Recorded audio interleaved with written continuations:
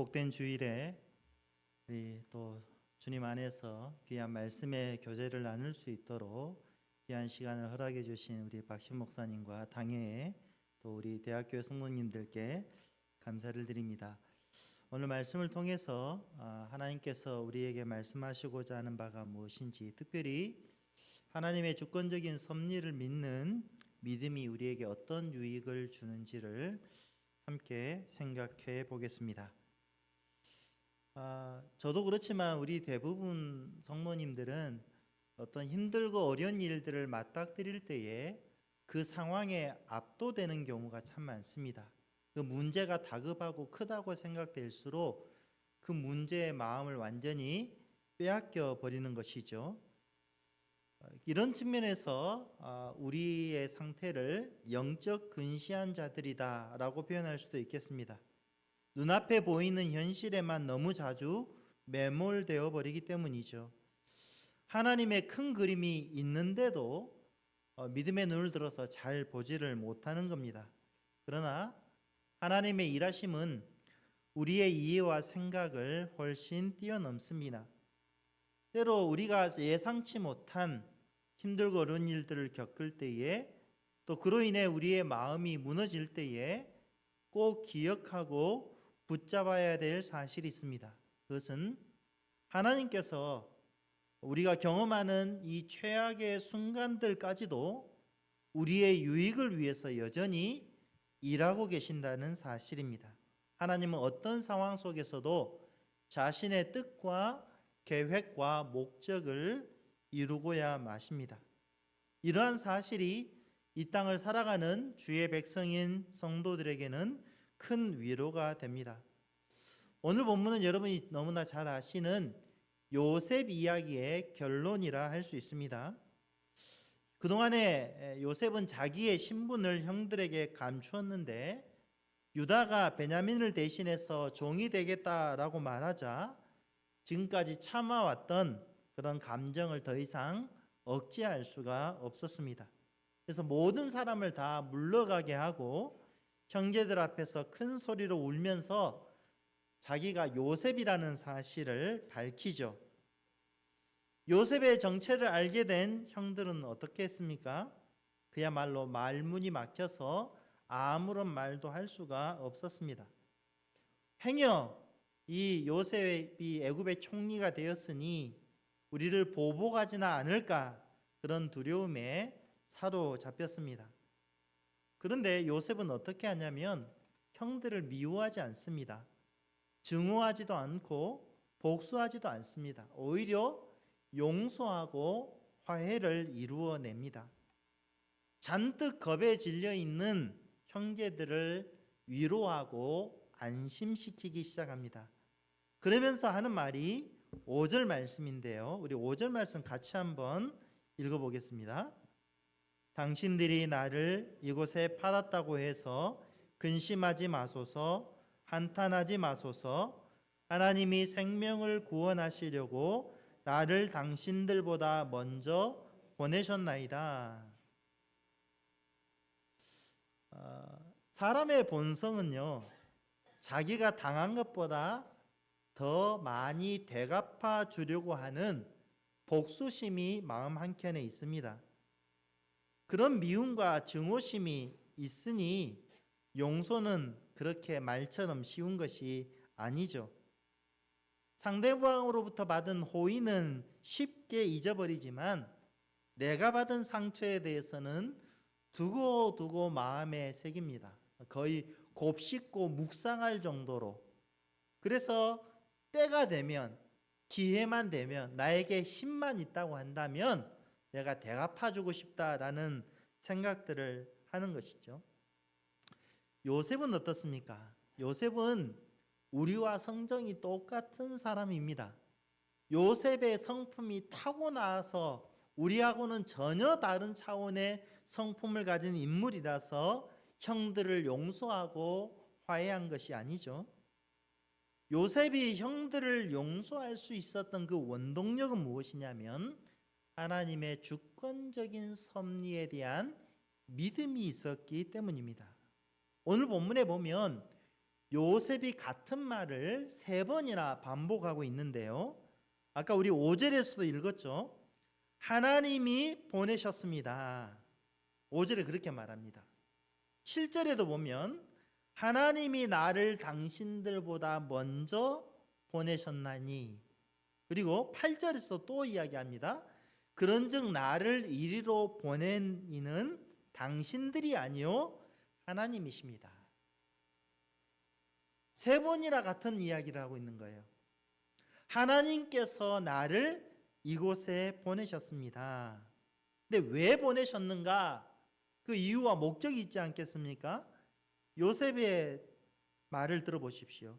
생명을 구원하시려고 5절에, 7절에서는 큰 구원으로 당신들의 생명을 보존하고 당신들의 후손을 세상에 두시려고 나를 당신들보다 먼저 보내셨습니다. 이런 고백을 하고 있어요. 요셉의 고백 속에는 하나님의 주권적인 섭리에 대한 믿음이 아주 분명하게 잘 드러납니다. 요셉의 생애를 아시죠? 하나님께서 요셉을 통해서 자기 백성을 구원하시려는 하나님의 뜻과 계획을 꿈을 통해서 보여주셨습니다. 근데 그 꿈으로 인해서 형들은 요셉을 어떻게 했습니까? 미워하고 심지어 죽이려고 했습니다. 근데 하나님께서 간섭하셔서 애굽의 종으로 팔려가게 되었죠.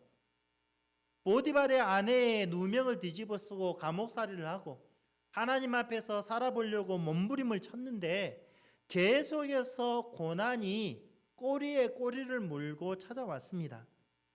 그러다가 나중에 결국에는 총리의 자리에까지 이르게 된 것이죠.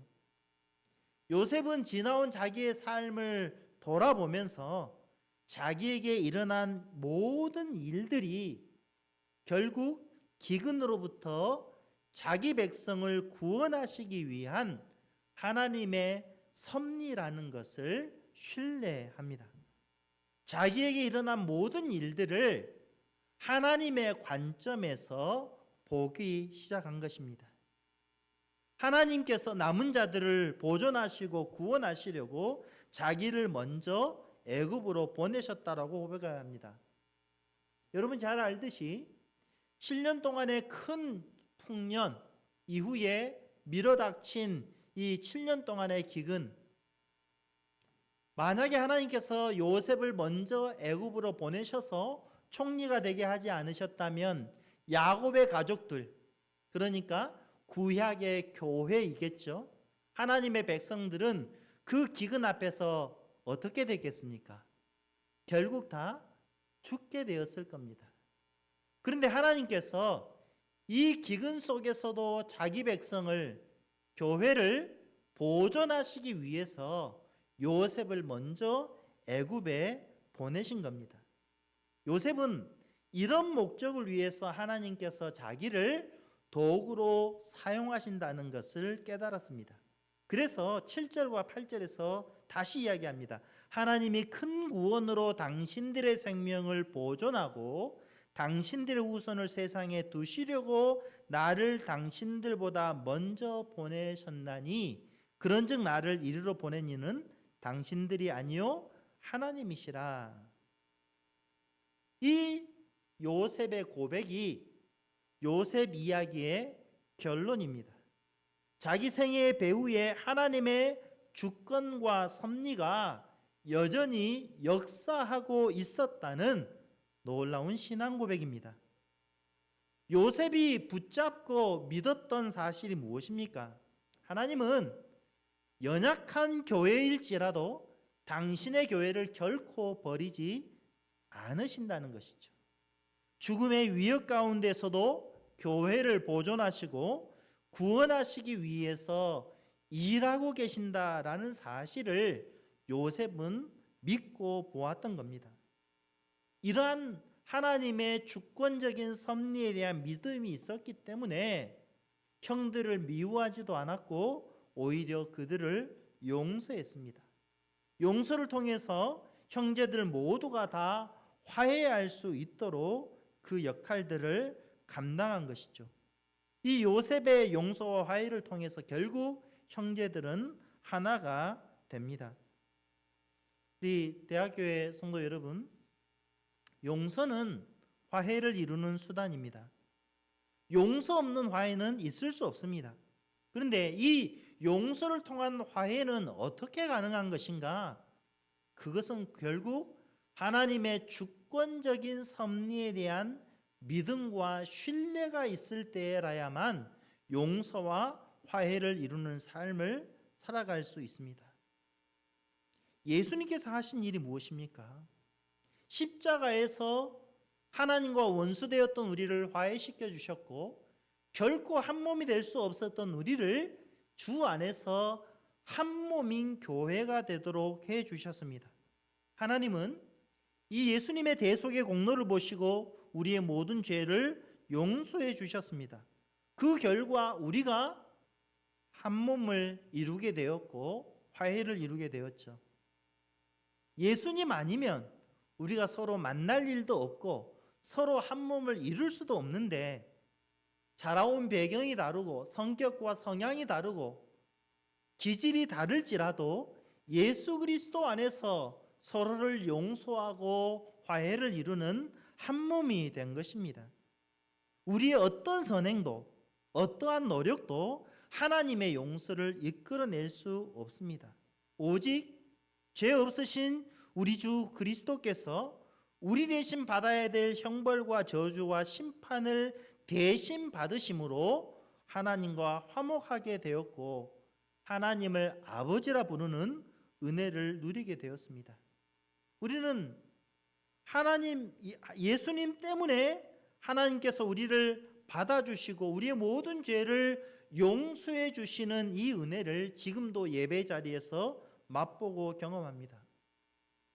대학교의 예배 순서도 저희 세순교회 예배 순서하고 거의 똑같은데요. 예배의 구조가 어떻게 되었습니까? 하나님께서 우리를 부르시고 용서하시고 말씀하시고 세상으로 보내시죠. 하나님이 우리를 부르시지 않으셨다면 우리는 하나님을 예배할 수 없습니다. 하나님께서 예수님 때문에 우리의 죄를 용서해 주셨고 또 용서해 주십니다. 하나님께서 말씀으로 찾아오셔서 우리를 세워주시고 이제 세상으로 보내서 하나님의 복과 은혜를 흘려보내게 해주십니다. 우리는 매 순간 하나님의 용서를 힘입어 삽니다.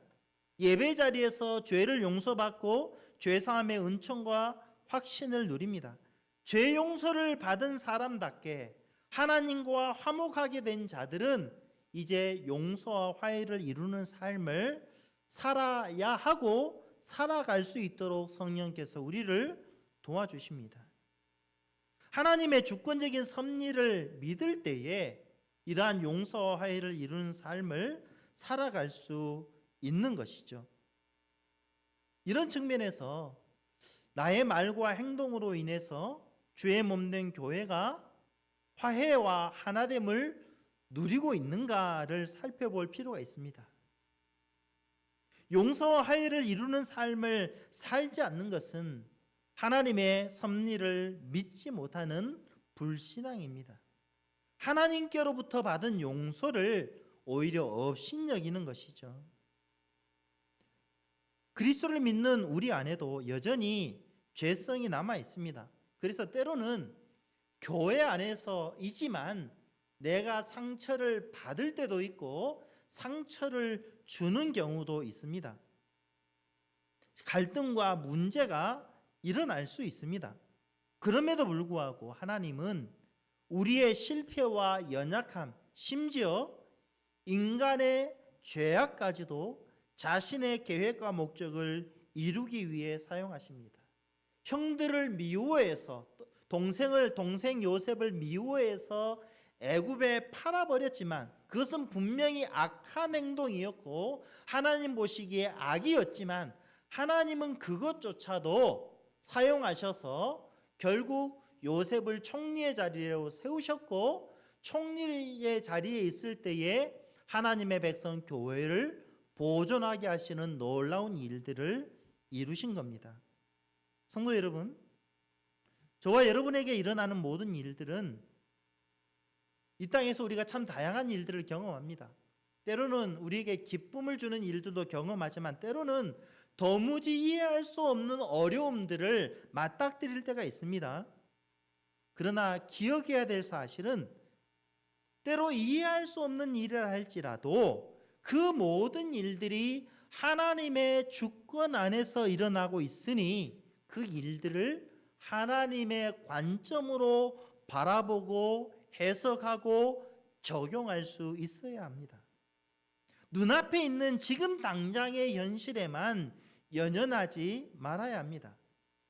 우리의 고통과 실패와 연약함까지도 선으로 바꾸시는 하나님, 그 하나님의 계획과 목적을 지금도 여전히 이루어가고 계시는 그 신실하신 하나님을 바라보고 신뢰할 때에 우리에게 찾아오는 고통조차도 지금 내가 당장은 다 이해할 수 없지만 하나님께서 이 일을 통해서도 여전히 일하고 계시고 자신의 뜻을 이루실 것을 믿고 의지할 수 있습니다.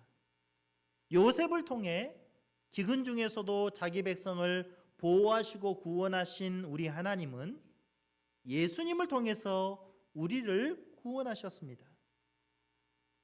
지금 이구동성으로 조국 교회가 위기라고 말합니다. 부인할 수 없는 사실일 겁니다. 물론 무엇이 교회의 위기인가라는 인식은 다를 수 있겠죠. 어떤 분들은 예수님 믿는 사람들, 성도들의 숫자, 교회 예배에 출석하는 숫자가 줄어드는 것을 위기라고 생각하고 말하는 경우도 있고요. 그것보다 더 본질적인 위기, 교회가 하나님께 대한 신앙을 잃어버리고 말씀의 터 위에 서 있지 못하고 세상 풍조에 이끌려가는 것이 더 본질적인 교회의 위기일 겁니다. 부인할 수 없는 사실은 생존을 걱정해야 할 만한 상황에 조국 교회가 맞닥뜨려 있다라는 겁니다. 하지만 우리가 반드시 기억해야 될 사실이 있습니다. 우리 눈에 보기에 기독교 신앙이 쇠퇴해가는 것 같고 교회는 점점 세상에서 영향력을 잃어가는 것 같고 숫자도 줄어들어가는 것 같고 비주류로 밀려나는 것 같고 그래서 도무지 교회가 다시 하나님께서 이 교회를 부흥케 하시는 일들을 경험케 한다라는 소망을 가질 수 없다고 생각할 때에 그때 우리는 교회에 대해서 어떤 생각을 해야 됩니까? 여러분, 교회는 인간들이 우리가 의기투합해서 모인 공동체가 아닙니다. 하나님께서 친히 택하시고 부르셔서 우리 주님이 자기 피값으로 사신 우리 주님의 교회입니다. 이 교회의 주인이 우리가 아니라 우리 주 예수 그리스도이십니다. 교회의 주인이 예수님이기 때문에 주님은 피값으로 사신 자기 교회를 지금도 보존하시고 여전히 다스리십니다. 하나님의 섭리는 하나님의 다스림, 하나님의 보존뿐만 아니라 하나님의 통치를 가리켜 하는 말이죠. 우리 신앙의 선배들이 하이델베르크 요리문답에서도 그렇게 고백하지 않습니까? 하나님의 섭리는 하나님께서 만드신 모든 것들을 보존하실 뿐만 아니라 친히 다스리신다. 이것을 섭리라고 하는데 이런 하나님의 주권적인 섭리를 교회를 바라보는 우리의 관점에서도 나타내야 됩니다. 비록 지금 당장에 보는 현실은 교회가 점점점 힘들고 어려워지는 것 같이 보일지라도 여전히 하나님은 이 상황 속에서도 당신의 교회를 보존하고 계시고 다스리고 계신다는 믿음을 붙잡을 때에 눈앞의 상황에 얽매이지 않을 수 있습니다. 우리 믿음의 선배들은 하나님의 섭리를 아는 것이 주는 유익을 다음과 같이 고백했습니다. 대학교에 와서 보니까요, 오후 예배 때도 하이델베르크 요리문답을 하고 또 더 놀랍게도 오후에 그 독서 모임이 있는데 독서 모임 책이 깜짝 놀랐어요. 특강 하이델베르크 요리문답. 이 책 가지고 독서 모임 하시는 거 맞습니까? 예. 너무 잘한 일이고 계속 잘하시기를 바랍니다. 하나님의 말씀이 가르치는 그 교훈의 핵심을 신앙 고백이 너무나 잘 요약해서 정리해주고 있지 않습니까? 하이델베르크 요리문답 28문에 보면 하나님의 섭리를 아는 것이 우리에게 어떤 유익을 주는가를 이렇게 답합니다. 우리는 어떠한 역경에서도 인내하고 형통할 때에 감사하며 또한 장래일에 대해서도 우리의 신실하신 하나님 아버지를 굳게 신뢰하여 어떠한 피조물이라도 우리를 하나님의 사랑에서 끊을 수 없으리라 확신합니다. 모든 피조물이 완전히 하나님의 손 안에 있으므로 그의 뜻을 거슬러 일어나게 되는 일은 하나도 없습니다. 하나님의 섭리를 정말 우리가 믿고 알면요, 역경 중에서도 인내할 수 있습니다. 왜 그럴까요? 우리가 이해할 수 없는 역경, 그것이 내 개인의 역경이든지 교회가 맞닥뜨리고 있는 어려움이든지 상관없이 이것이 전능하신 우리 하나님의 손 아래에서, 하나님의 뜻 안에서, 하나님의 허락하심 안에서 일어나고 있는 것이기 때문에 그 역경을 능히 견디고 인내할 수 있는 것이죠. 왜 하나님 이런 역경을 경험하게 하십니까? 라는 탄식이 일어날 때도 있지만, 때로 우리가 그 이유를 알 수 없다 하더라도 그 일조차도 하나님의 손길로부터 임한 것임을 알기 때문에, 믿기 때문에 어려움 속에서도 인내할 수 있는 겁니다. 요셉의 생애가 그것을 증거하고 있죠. 우리 대학교의 모든 성도님들이 성령님의 역사로 믿음의 눈이 활짝 열려서 어둡고 답답한 상황 속에서도 하나님의 섭리를 믿음으로 굳게 붙잡고 인내로 끝까지 믿음의 경주를 완주할 수 있기를 바랍니다. 하나님의 섭리를 믿으면요, 알게 되면요, 형통할 때에도 교만하지 않습니다. 인간의 본성은 어떤 일들이 잘 될 때에 이것이 내가 그만큼 애쓰고 수고하고 노력해서 이루어낸 결과라고 착각하기 쉽습니다. 그런데 정말 하나님의 섭리를 알게 되면 형통할 때에 그 형통함을 허락하신 하나님께 감사하게 됩니다. 나는 그 일에 하나님의 도구로 쓰임받은 것밖에 없습니다. 하나님께서 나를 도구로 쓰셔서 그 모든 일들을 이루셨으니 모든 감사와 찬송과 영광을 하나님께 올려드리게 되는 것이죠. 뿐만 아니라 하나님의 섭리를 믿는 사람은 장래일에 대해서도 하나님을 신뢰합니다. 아무것도 우리를 하나님의 사랑에서 끊을 수 없다라는 확신을 가지고 남은 인생을 살게 됩니다. 우리 어르신, 우리 부모된 우리 성도 여러분, 자녀를 생각하실 때에 이렇게 든든하고 아무 걱정 없다 나는, 우리 자녀 생각에도 그런 마음이 크십니까? 아니면 늘 마음이 쓰이고 얘가 대학 들어가면은, 이제 대학 들어갈 시기가 되면 아이고 대학은 어떻게 될까? 대학 졸업할 때쯤 됐더니 취직은 될까? 나이가 이제 어느 정도 결혼 정년기가 되면 얘가 믿음의 짝을 만나서 믿음의 가정을 이루어야 될 텐데 어떻게 될까? 결혼했더니 얘가 자녀는 낳고 살아야 될 텐데, 주로 자녀에 대해서 늘 마음이 쓰이지 않습니까? 인간의 본성은요, 장래일에 대해서 불안해합니다. 불확실한 시대를 살아가고 있기 때문에 마음 한켠에 두려움이 자리 잡고 있는 거예요.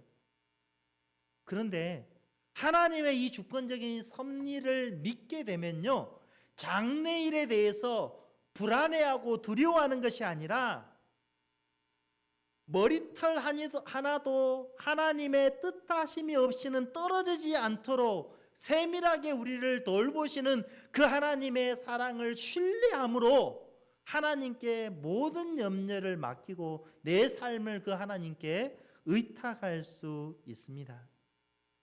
우리는 참 연약한 자들입니다. 넘어지고 쓰러집니다.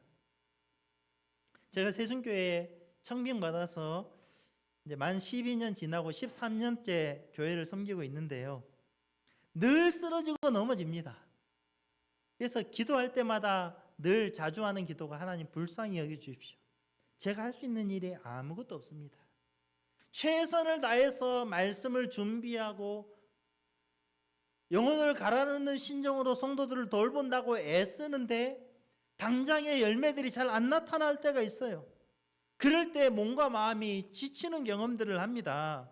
그런데요, 우리는 그렇게 쓰러지고 넘어질 수밖에 없는 연약한 인생이지만 우리를 붙잡으시고 우리의 걸음을 인도하시는 우리 하나님은 강하십니다. 우리의 연약함에도 불구하고 우리를 향한 하나님의 사랑과 은혜는 우리의 모든 염려와 걱정을 제거하고도 남을 만큼 충분합니다. 우리 하나님의 주권과 섭리는 우리의 경험, 우리의 이해, 우리의 생각을 뛰어넘습니다. 심지어 우리가 실패하고 넘어진다 할지라도 그것조차도 결국에는 우리 하나님은 선으로 바꾸어 내십니다. 그 하나님이 자비로우신 우리 아버지이십니다. 우리가 그 하나님을 아버지로 부르고 사는 하나님의 자녀들입니다. 그러니 대학교의 성도 여러분, 우리가 다 알 수 없는 하나님께 속한 신비가 우리의 삶 가운데 여전히 있다라는 것을 인정하고 낙심하거나 두려워하지 말고 우리의 삶을, 교회 앞으로 걸어가야 할 모든 걸음을 신실하신 우리 하나님의 손에 온전히 다 맡길 수 있기를 바랍니다.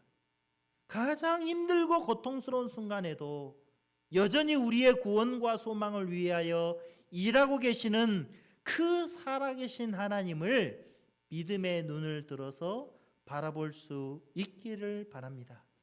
지금까지 우리의 모든 인생이, 지금까지 걸어왔던 대학교회의 모든 발걸음이, 세순교회의 모든 발걸음이, 주의 몸된 교회의 모든 여정이 우리 하나님의 주권과 섭리와 그 손길 안에 있음을 기억하고 그 하나님의 섭리를 믿고 의지하면서 남은 생애를 살아가시기를 우리 주님의 이름으로 축원합니다. 우리 찬송가 382장 찬송 부르면서 국내 전도 헌금 드리도록 하겠습니다. 382장